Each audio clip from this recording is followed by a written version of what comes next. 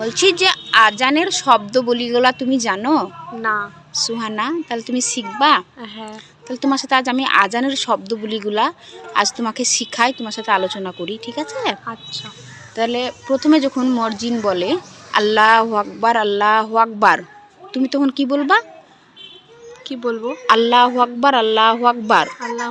তারপর আশহাদু আল্লা ইলাহা ইল্লাল্লাহ, তুমিও বলবা আশহাদু আল্লা ইলাহা ইল্লাল্লাহ।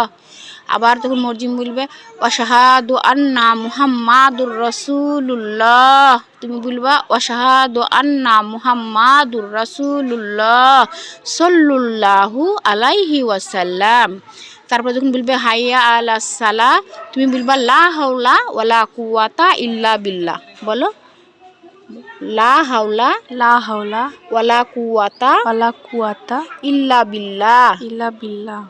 আবার যখন হাইয়ালাল ফালা হাইয়ালাল ফালা দুবার হবে, তখন লা হাওলা ওয়ালা কুওয়াতা ইল্লা বিল্লাহ।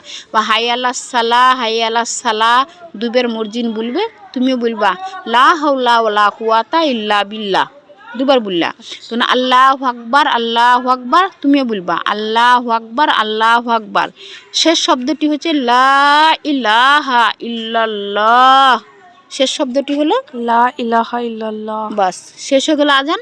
তখন তুমি দরুদ ইব্রাহিম পড়বা বা তুমি আজানের দোয়াগুলা পড়বা, ঠিক আছে? এইভাবে আজানের শব্দগুলো তোমাকে মুখস্থ করতে হবে, আর আজানের জবাবগুলো তোমাকে শিখতে হবে, ঠিক আছে? তাহলে আজ থেকে জানা হলো। তুমি না পারলে দ্বিতীয় দিন আমাকে আবার জিজ্ঞেস করবা, ঠিক আছে? আলহামদুলিল্লাহ।